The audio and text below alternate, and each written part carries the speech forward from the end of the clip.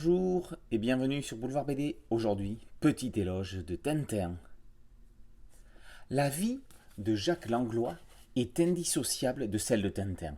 Le reporter à la houppe l'a accompagné depuis son plus jeune âge, depuis ce jour de 1957 où, du haut de ses 7 ans, on lui offre le lotus bleu.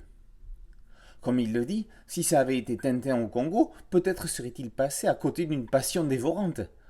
3 ans plus tard, en décembre 1960, Jacques entame une correspondance épistolaire avec Hergé.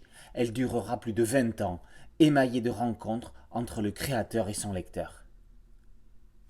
Ce petit éloge de Tintin n'est ni une biographie de Jacques Langlois ni d'Hergé. Pour cette dernière, on se référera aux minutieux lignes de vie de Philippe Godin. Ce n'est pas non plus un dictionnaire, si on en voulait un. Relisez l'excellent dictionnaire amoureux de Tintin par le non moins passionnant Albert Algou.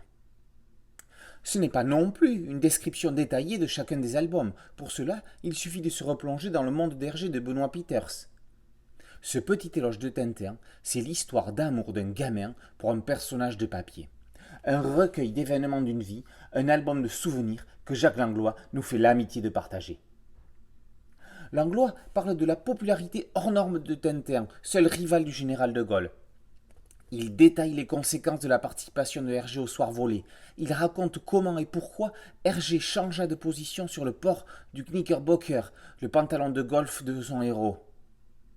Langlois expose comment chacun des personnages secondaires est apparu dans la série, puis les éditions Casterman, Journal Tintin, les studios Hergé, Spielberg, tout passe par le prisme Langlois. Jacques Langlois fut vice-président de l'association Les Amis de Hergé. Il en est toujours administrateur.